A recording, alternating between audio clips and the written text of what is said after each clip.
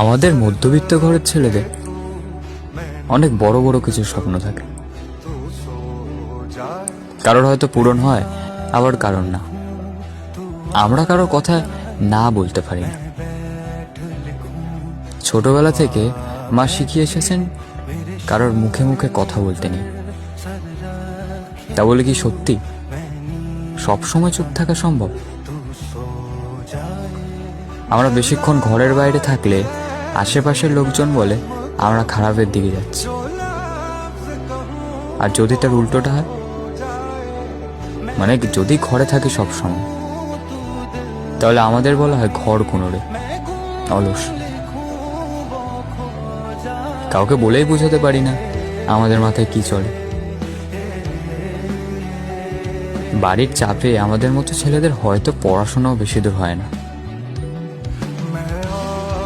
বাবা যখন সারাদিন পর কাজ করে আসে, তখন বাবার মুখের দিকে তাকিয়ে কিছু বলতে পারি না।